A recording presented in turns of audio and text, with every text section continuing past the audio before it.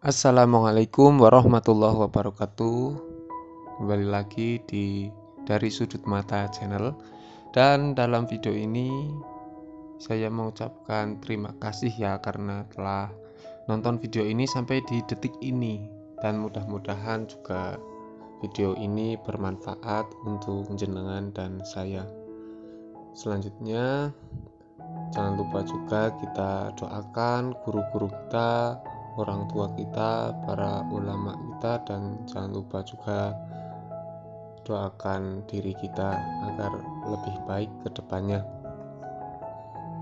Nah, berbicara tentang materi yang baru saja kita dengarkan itu, yang pertama kita bisa melihat bagaimana logika yang dibangun Nabi itu memang sangat luar biasa ya.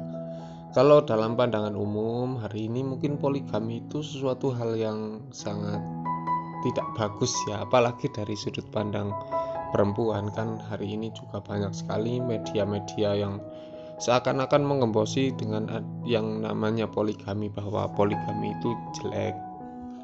Terus ada membangun lagi tentang stigma-stigma atau memberi label pelakor dan lain sebagainya gitu ya. Sebenarnya hal itu bisa dilihat dalam hal konteksnya dan kenapa itu bisa terjadi gitu ya. Tapi yang jelas ketika seseorang melakukan sesuatu itu lihat dulu sebabnya. Kalau dalam tradisi poligami itu bertujuan untuk memperbanyak umat Islam karena memang kondisinya itu mendesak, bahwa populasi orang Islam begitu sedikit, maka poligami itu bisa dikatakan sesuatu yang wajib gitu. Cara tadi kita dengarkan memang begitu. Terus ada lagi tentang kekayaan.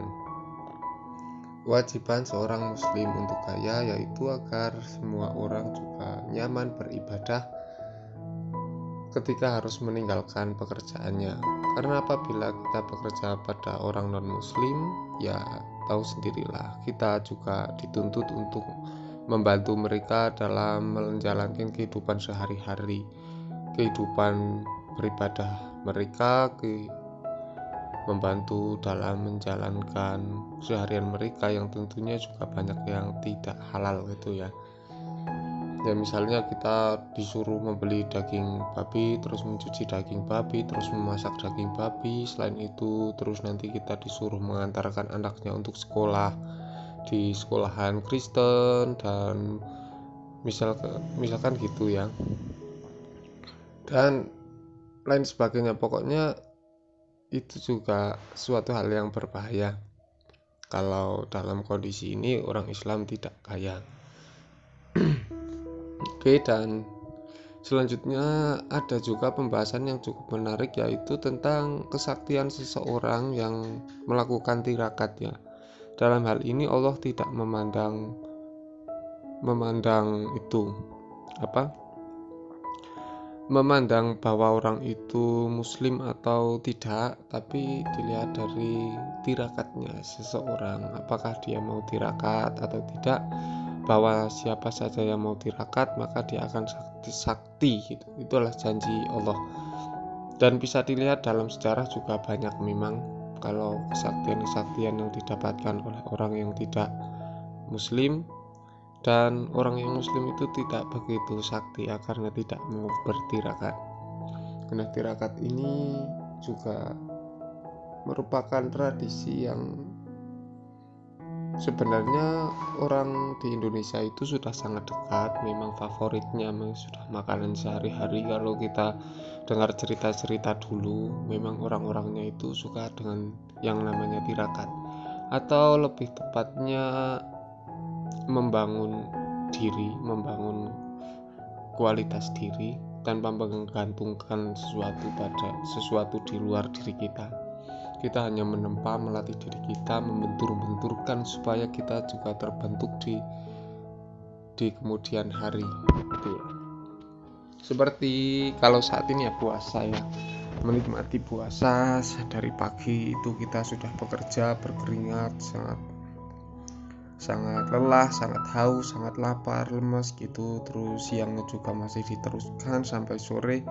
Tapi dari sebuah puasa, tirakat puasa, ketika kita makan saat berbuka itu mempunyai nilai tersendiri daripada kita ketika lapar langsung makan, ketika haus langsung minum. Itu berbeda rasanya ketika kalau kita menjalankan sebuah puasa, karena ada ya menahannya sedikit lah ya, meskipun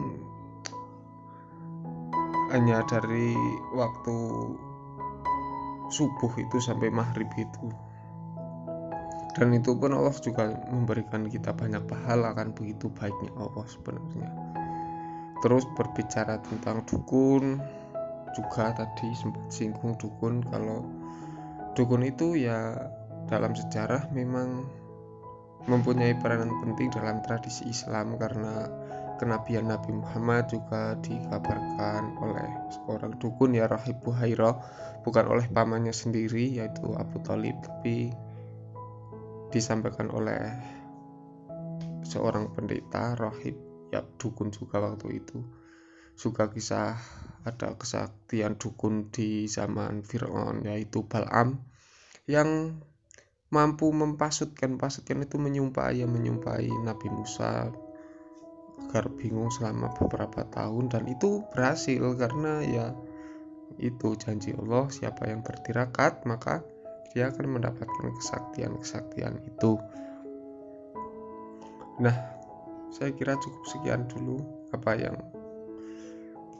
saya sampaikan, dan mudah-mudahan tetap bersama di channel ini, dan jangan lupa subscribe lah ya biar ada subscribe-nya, karena ini juga channel kecil belum dimonetize. Tapi ya saya suka saja sih dengan ceramahnya Gus Baha, daripada saya cuma mendengarkan ya, sekali-kali saya buat konten juga agar bisa lebih mengena di dalam diri saya. Oke, dan sampai jumpa, terima kasih. Assalamualaikum warahmatullahi wabarakatuh.